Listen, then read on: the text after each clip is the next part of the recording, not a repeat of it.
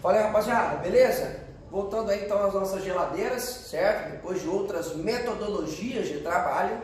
E hoje nós vamos continuar.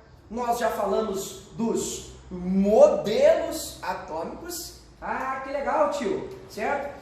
E neles nós evidenciamos que o átomo, no fim das contas, ele ficou dividido em duas regiões: núcleo e eletrosfera. Esse núcleo é composto por prótons e nêutrons. Os prótons positivos e os nêutrons blindando esses prótons. Ah, que legal! E a eletrosfera distribuída, agora tem um super caminhão passando aí. E a eletrosfera distribuída em camadas, isso está demais, em camadas eletrônicas, certo? Onde os elétrons ficariam nessas camadas, certo? Eles não poderiam estar entre uma camada e outra. Camada essas que foram intituladas a partir da letra K, K, L, M, N, O, P, Q, certo? Em homenagem a Lord Kelvin, da escala térmica Kelvin, certo? Óbvio que a gente já falou que quanto mais distante do núcleo, mais energia tem essa camada. Se fosse uma outra situação, certo? Talvez, ou até antigamente, outras metodologias, a galera ia falar assim, bom, cada camada comporta um número máximo de elétrons, que a ideia dessa aula é isso. É a gente descobrir como é que os elétrons estão distribuídos. Que os prótons estão no núcleo, positivos atraindo os elétrons, juntamente com os nêutrons que estão blindando. E os elétrons, tio? Como os elétrons estão? Certo? Vamos aí, bota aqui.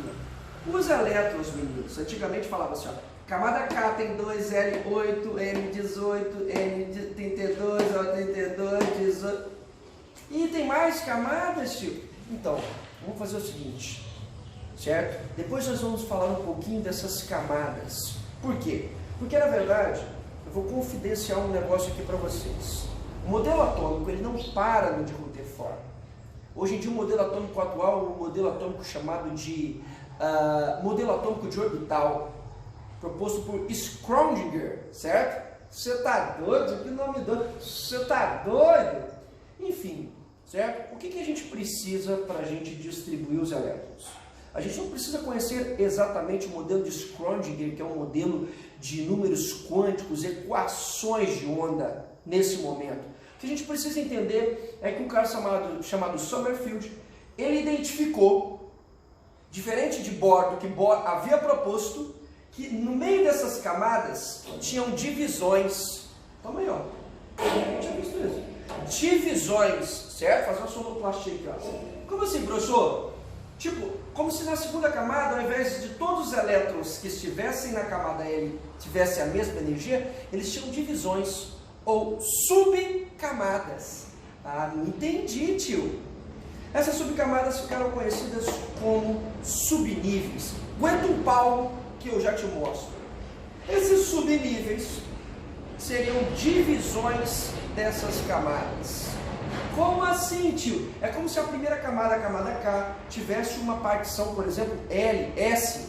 A segunda camada fosse dividida em S e P. Uma parte era S, outra parte era P. Então, os subníveis que a gente conhece são S, P, D e F. Tá legal? Não entendi ainda, tio. Não entendi. Dentro dessas camadas, dessas 7 camadas que o tio está te apresentando, existiam subdivisões, conhecidas como S, P, D e F. A S de menor energia até a F de maior energia. E cada subnível desse comporta um número máximo de elétrons. Como, tio? Olha só, o S cabe no máximo 2, o P6, o D10, o F14. É só você ir guardando, ó, que sai um aumento de 4 em 4, ó. 2, 6, 10 e 14. Ah, que legal, tio. Olha, o tio gosta muito de exemplificar como se fosse uma escada. Os níveis de energia, ou as camadas, são os degraus. K, L, M, certo? E no meio desses degraus, existem subdivisões, pequenos degrauzinhos que não têm uma diferença tão grande de altura ou de energia, mas elas existem. Por exemplo, na camada K não tem divisão, só tem o único degrau S. Na camada L, você tem divisões, ó, S e P. Na camada M, você tem as divisões S, P e D, certo? Isso que o tal de Sommerfeld descobriu. E aí, professor? E aí que os elétrons, eles estão nas camadas, dentro dos subníveis das camadas. Tá, e aí? E aí, olha só, que o tio vai te apresentar a forma de descrever um subnível. Para quê? Para eu poder jogar os elétrons dentro desse subnível. A partir de um diagramazinho que a gente vai ver ainda nessa aula e vai praticar na próxima. E depois eu vou mandar uma aula que eu gravei para os outros meninos aí, de exemplo para voz Mi6, tá bom? Vem contigo, ó. Aqui. O subnível de energia é um bichinho desse aqui, ó. 2P2. Que é isso, teacher? O 2 refere-se à camada ou ao nível de energia. Como assim, professor? A camada K é o primeiro nível de energia. Refere-se a 1. A camada L é o 2. A camada N, 3, 4, 5, 6, 7. Se tivermos elétrons em 8, 9 e assim sucessivamente. Ok? Então, estamos falando aqui de elétrons que encontram-se na camada na camada L, que é o número quântico 2 aí, ó. Certo? Aí, caguei no pau aí, ó. Toma aí, ó. O L. Tá legal, meninos? O que é esse P, tio? Lembra? As camadas, elas têm divisões, certo? Por exemplo, aqui, ó. Você tem o 2S e o 2P. É como se a segunda camada que fosse ela se dividisse em duas partes, ó. Essa parte aqui, tipo, seria a parte S. E essa outra parte aqui, ó, seria a parte P. A parte P tem mais energia que a parte S. Tá. E esse 2zinho aqui em cima, Tite? Esse 2zinho é o número de elétrons dessa camada.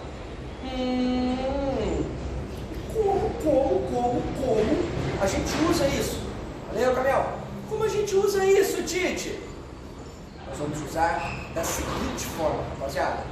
Um cidadão chamado Linus Pauling, ele organizou a entrada de elétrons em subníveis de energia. Como assim, Tite?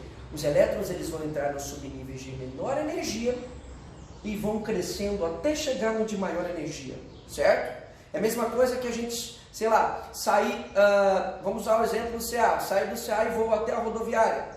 Tem alguns caminhos, eu posso pegar e descer, quebrar a direita, descer, quebrar, não, saio, quebra a esquerda, desço a ladeira, quebra a direita, pá, rodoviária, certo? Você pode também chegar a quebrar a esquerda, subir lá por trás, passar lá na Praça da Paz, papapá, descer, rodar, rodoviária.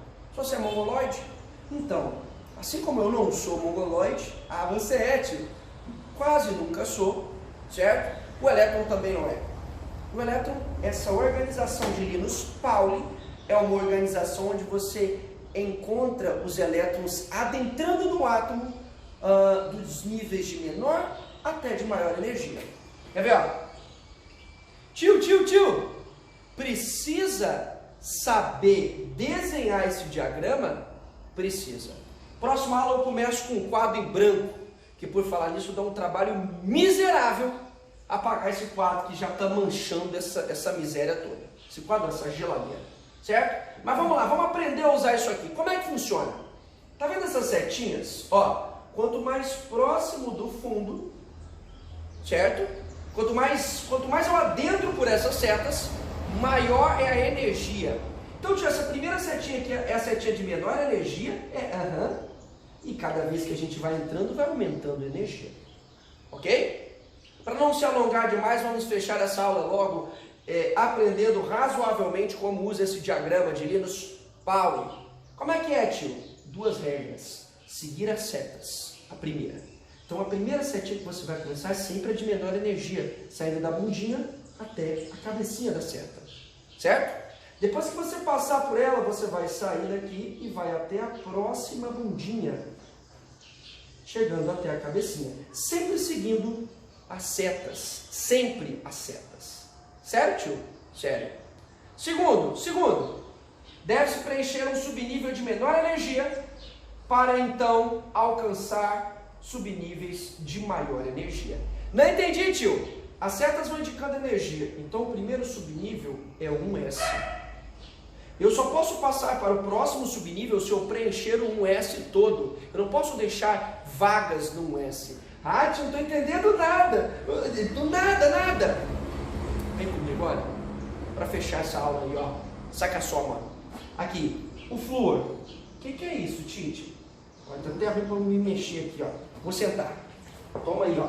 O que é o flúor? O flúor é um elemento que tem número atômico igual a 9, certo? Se ele tiver neutro, certo? Se ele tiver neutro, ele vai ter 9 elétrons. Como distribuir os 9 elétrons dele? Utilizando o diagrama de Pauli. Ah, que legal. Como é que faz isso, tio? Eu tenho 9 elétrons. Então a gente começa pela primeira seta, a seguir as setas. Primeiro subnível que a gente alcança é o subnível 1S. Eu tenho 9 elétrons para distribuir. O que eu vou fazer? Eu vou preencher um S totalmente. O S cabe quantos? No máximo 2. Eu tenho 9 para distribuir. Então, ó, 1S, 2. Quer dizer, coloquei 2, faltam 7. Ah, que legal, tio! É como se eu tivesse colocado, eu vou escrever aqui assim, ó, é como se eu tivesse colocado 2 elétrons na camada K. Porque esse número 1 representa a camada K. O 2 é a segunda camada, que é a L. Certo? Entendi, tio. Como eu já preenchi o S totalmente, que o S cabe no máximo 2, eu vou para o próximo, ó. A próxima bundinha me dá até o 2S. Se é 2, é um subnível lá da segunda camada.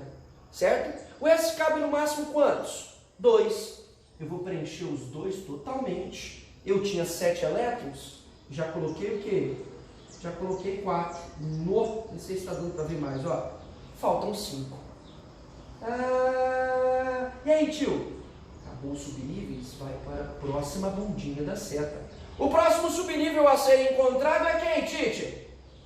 O 2P. Ainda na segunda camada, porque 2 é a segunda camada. Então, quer dizer, é como se eu tivesse colocado, ó, mais 2 aqui, ó. Mais 2 na camada do 2S, ó. Certo? Eu tenho 5 elétrons para distribuir. O P cabe no máximo quantos? 6. Então nós vamos parar aqui, ó. 2P, 5. Essa é a distribuição eletrônica do flúor. E, tio, como assim? Olha só, eu botei 2 na camada K, certo? E eu botei quantos? 7 elétrons na camada L, certo? Ok, meninos? Essa é a primeira parte da nossa distribuição eletrônica, tá bom? Daqui a pouco chega outro videozinho aí. Valeu, abraço! Olha que miséria, bicho. O pessoal acha que é moleza. Ah, é mole, tio. Aula de geladeira, massa. Porra, não sai não, bicho. Olha que desgraceira isso aqui. Você tá doido. Dá até tristeza na hora de limpar essa bicha. Dá até tristeza. Fora que eu já arregacei tudo, né? Fora que, ó, não sai não.